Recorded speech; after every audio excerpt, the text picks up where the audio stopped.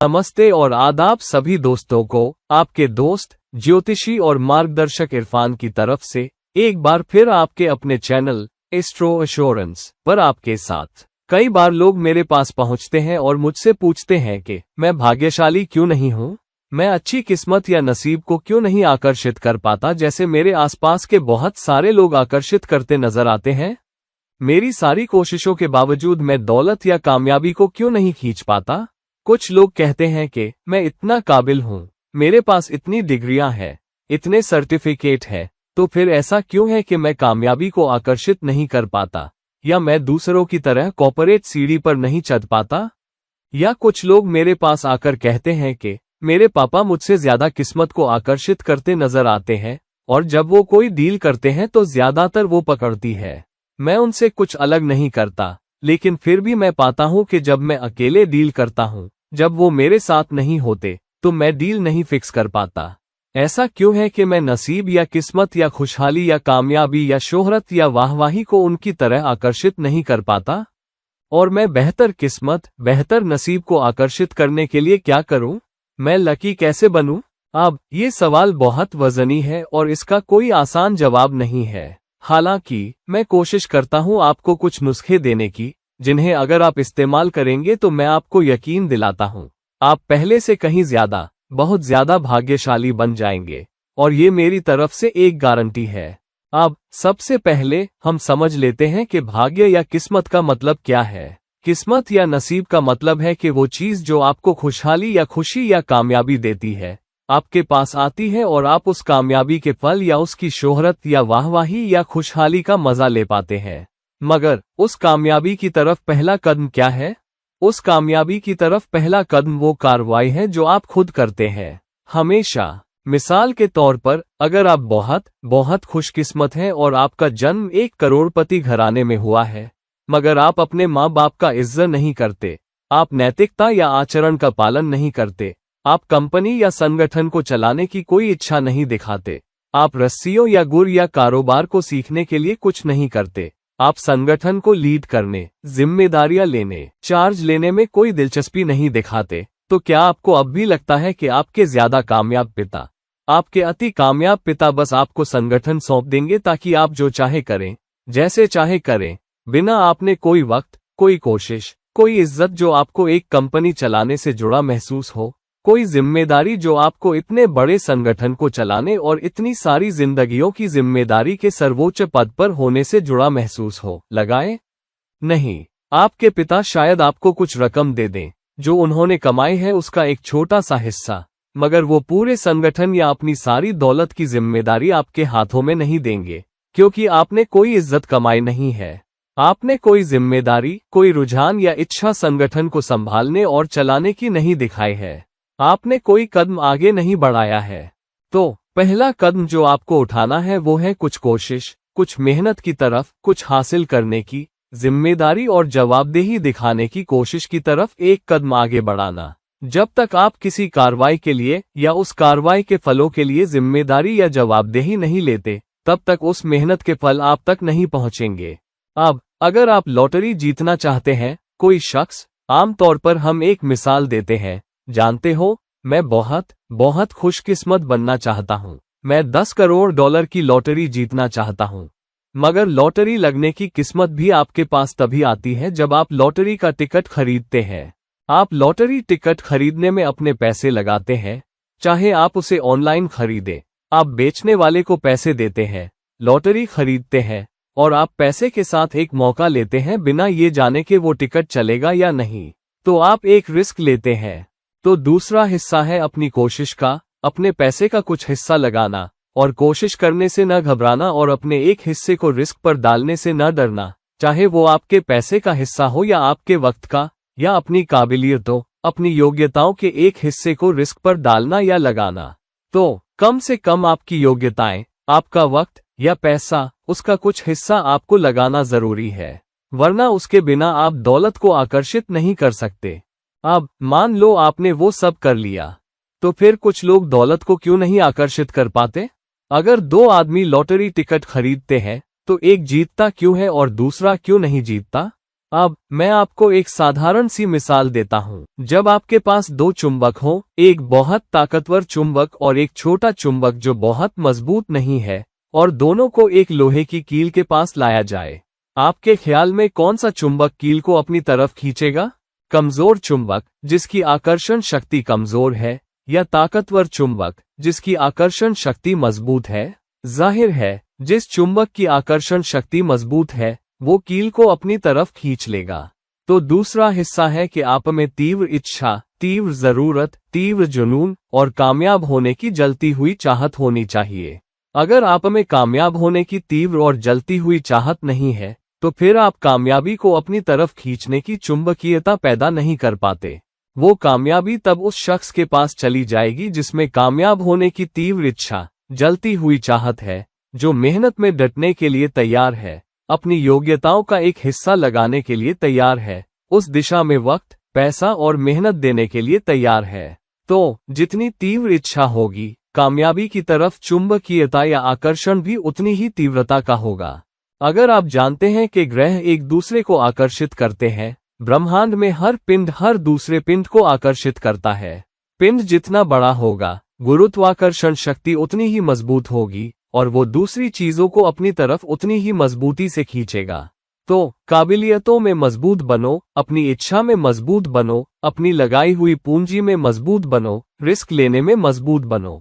बड़े रिस्क मत लो और सब कुछ एक टोकरी में मत डाल दो। बात है एक मुनासिब रिस्क एक मुनासिब दिशा में अपनी मुनासिब योग्यताओं और काबिलियतों के साथ लेने की। अगर आप किसी काम में अच्छे नहीं हैं और अगर आप उस दिशा में रिस्क ले रहे हैं, तो ज्यादातर मौकों पर आप कामयाब नहीं होंगे। तो एक तो है उस दिशा में कुछ कोशिश करना, उस दिशा में कुछ निवेश करना, जिम्मेदारी लेना, और उस दिशा में जहां से आप किस्मत चाहते हैं, कामयाब होने की जलती हुई चाहत रखना। तो मिसाल के तौर पर, अगर आप एक्टर बनना चाहते हैं और अच्छा करना चाहते हैं, तो आप में बहुत अच्छा एक्टर बनने की जलती हुई चाहत होनी चाहिए। तो फिर क्या होता है? जब आप में जलती हुई चाहत होती है, तो आपकी हरकतें उसके पीछे पीछे चलती हैं। अगर आप में अच्छा एक्टर बनने की जलती हुई चाहत है, तो आप एक स्कूल, एक्टिंग स्कूल ज्वाइन कर सकते हैं। आप दूसरे एक्टर्स को देख सकते हैं, आप उनकी तरह बनना चाह सकते हैं। आप शीशे के सामने खड़े होकर रोल्स एक्ट कर सकते हैं। आप अपने पसंदीदा एक्टर की नकल करने की कोशिश कर सकते हैं। आप एक्टर्स से मिलने जाना चाह सकते हैं। आप उनकी कहानियां सीखना चाह सकते हैं। आप उनकी प्रेरक जिंदगियों के बारे में पढ़ सकते हैं, कैसे वो गरीबी से अमीरी तक पहुंचे। वो आपको और प्रेरित करता है। तो ये जरूरी है कि आप में अच्छा करने की जलती हुई चाहत हो।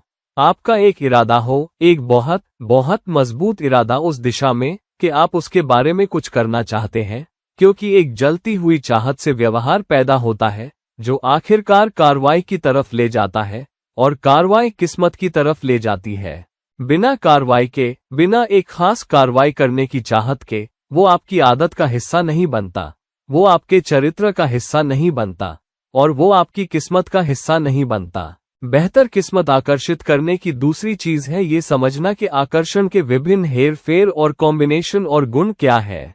अब एक ज्यादा रूहानी स्तर से, किस्मत आपके पास रूहानी स्तर पर कई कारकों से आती है। एक है, आप जो प्रारब्ध या संचित कर्म धो रहे हैं, वो क्या है? इसका मतलब है, मिसाल के तौर पर, अगर आपको कल की शाम से हैंगओवर है, तो आप उसका असर आज महसूस करते हैं। कभी कभी आपको याद भी नहीं रहता, जैसे वो फिल्म जहां ये दोस्त हैंगओवर में हैं और उन्हें याद नहीं, मगर उन्हें अपनी हरकतों के नतीजे भुगतने पड़ते हैं। इसी तरह आपके पिछले जन्म का कोई हिस्सा, वो कर्म या हरकतें, उन हरकतों के फल जो आप अतीत से धो रहे हैं, वो एक हैंगओवर या जेट लैग की तरह है, जिसके बारे में आपको इस जन्म में कुछ करना पड़ेगा, वरना आपको नतीजे भुगतने पड़ेंगे।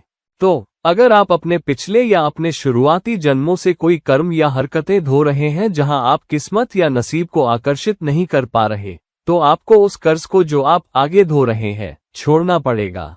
अब मिसाल के तौर पर, अगर आपके हाथ या बांह पर एक फोड़ा है और वो सेप्टिक हो जाता है, तो आप डॉक्टर के पास जाते हैं, आप घाव साफ करवाते हैं, और घाव साफ होते वक्त आप वक्त, पैसा, कोशिश और कुछ दर्द दे रहे होते हैं जो आपको सारा पस साफ होने के लिए सहना पड़ता है, और डॉक्टर घाव साफ करता है, और फिर आपको शायद कुछ दिनों के लिए दर्द की दवा खानी पड़े और फिर आप ठीक हो जाते हो। कभी कभी आपको उस नकारात्मकता को, जो आपके पांव और किस्मत पर बोझ है, छोड़ना पड़ता है। आपको उस हिस्से को धोना पड़ता है और इसलिए कभी कभी आपको वो चुनौतियां खुद भी झेलनी पड़ेंगी। मगर जब आप चुनौतियां झेल रहे हो तो एक चीज अहम है, आप कभी उम्मीद न खोएं। तो निराशा के वक्त, मुश्किलों के वक्त, जिस पल आप उम्मीद खो देते हैं, आप लड़ाई छोड़ देते हैं। एक बदन जो किसी चुनौती से गुजर रहा है, अगर बदन लड़ना बंद कर दे, अगर दिमाग लड़ना बंद कर दे, तो बदन हार मान लेता है। एक आदमी अपनी बीमारी के आगे झुक जाता है। कई बार आपने देखा है कि लोग बहुत बहुत मुश्किल हालात से निकल आए हैं, जहां डॉक्टरों ने हालात में कहा कि शख्स को उसे बचना नहीं चाहिए था, मगर वो बच गया। ऐसा इसलिए था क्योंकि आदमी लड़ रहा था, उसका बदन लड़ रहा था, उसका दिमाग लड़ रहा था, उसकी रूह लड़ रही थी। वो हार मानना नहीं चाहता था। तो सबसे मुश्किल हालात में आप हार न मानो, आप उम्मीद न छोड़ो, आप अपनी चाहत न छोड़ो। तो जब सफाई चल रही हो, आप कुछ बदकिस्मती या बुरे नसीब को आकर्षित कर रहे हो, आप पैसे गंवा रहे हो, आप दोस्त गंवा रहे हो, आप अपनी नौकरी गंवा रहे हो, वो वक्त जब आपको उसका सामना करना पड़ सकता है, मगर वो कर्म का कर्ज साफ हो रहा है।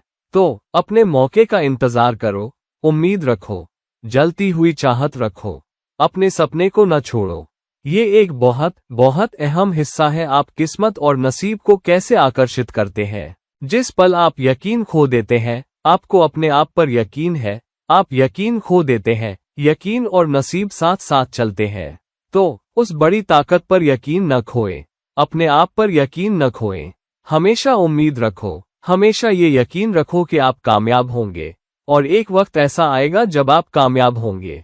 और अगला हिस्सा है ये जानना कि बेहतर नसीब या किस्मत आकर्षित करने के लिए आपको किन इलाकों पर काम करने की जरूरत है।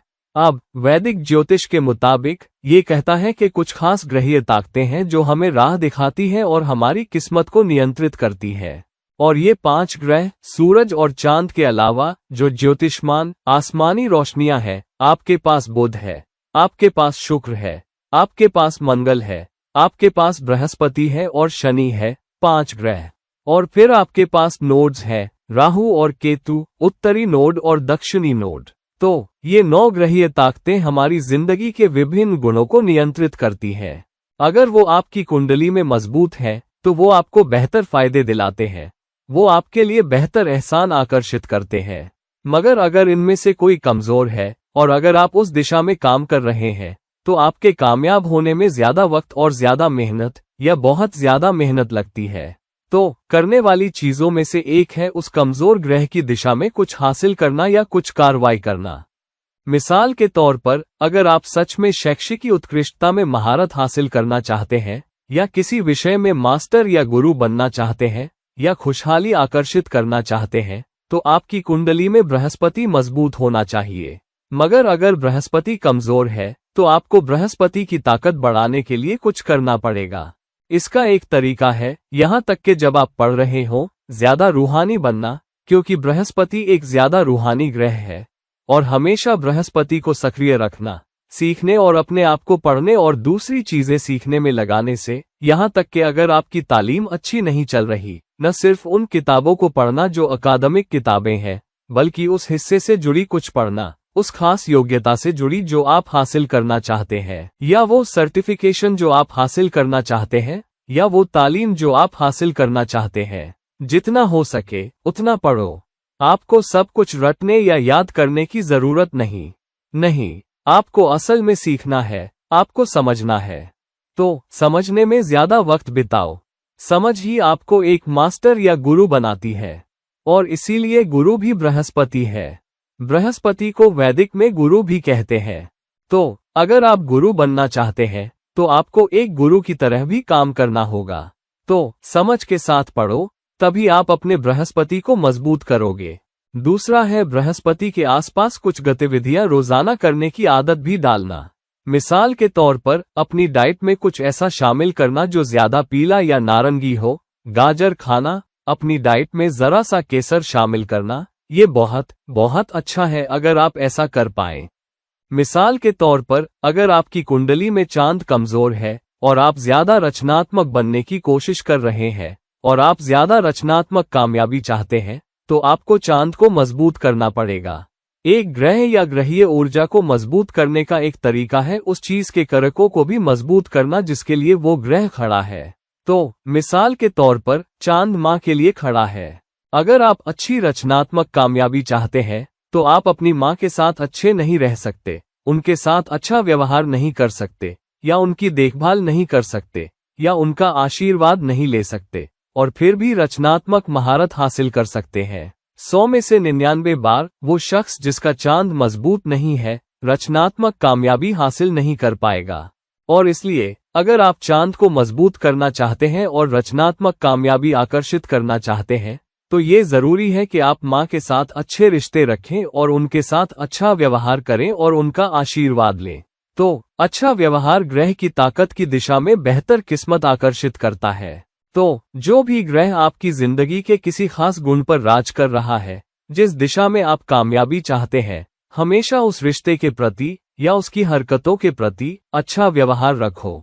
मिसाल के तौर पर अगर आप अपने संगठन में अच्छी कामयाबी चाहते हैं, आप एक संगठन में ऊपर चढ़ना चाहते हैं जहां आपके नीचे हजारों लाखों लोग काम करते हो, तो आपका शनि बहुत बहुत मजबूत होना चाहिए, क्योंकि वरना ये सारे लोग जो आपके नीचे काम करते हैं वो वफादार नहीं रहेंगे, आपके प्रति समर्पित नहीं रहेंगे। अगर आपका शनि ही बहुत कमजोर नहीं है, वो बहुत मजबूत नहीं है और कमजोर है, तो सबसे पहले आप ऊंचाइयों तक नहीं पहुंच पाएंगे। और अगर आप शनि की ताकत के बिना ऊंचाइयों तक पहुंच भी गए तो आप वहां टिक नहीं पाएंगे। ये आपके लिए एक मजबूत पतन भी लाएगा। शनि को मजबूत रखने के लिए आपको अपने नीचे काम करने वाले लोगों के साथ बहुत अच्छा व्यवहार करना पड़ेगा। आप में अच्छी आदतें होनी चाहिए। आपको एक संरचित तरीके से, अनुशासित तरीके से काम करना चाहिए और आपको नियम और कायदों का पालन करना चाहिए। कभी शॉर्टकट न अपनाएं। तो उस ग्रह की दिशा में काम करना जिसकी ताकत आपको चाहिए और जिस दिशा में आप कामयाबी हासिल करना चाहते हैं, आपके लिए उस दिशा में असल में नसीब आकर्षित करने के लिए बहुत बहुत अहम है। हर कोई सारे नसीब या किस्मत को आकर्षित नहीं कर सकता। कि आप कलात्मक हैं, आप अच्छे एक्टर हैं, आप अच्छे गायक हैं, आप बहुत अच्छा पेंट करते हैं, आप उद्योगपति हैं, आप अच्छे खिलाड़ी हैं, हर कोई सारी किस्मत आकर्षित नहीं कर सकता। मगर आप बहुत अच्छी किस्मत, बहुत अच्छी योग्यता जिंदगी के किसी एक पहलू में, किसी एक दिशा में हासिल कर सकते हैं।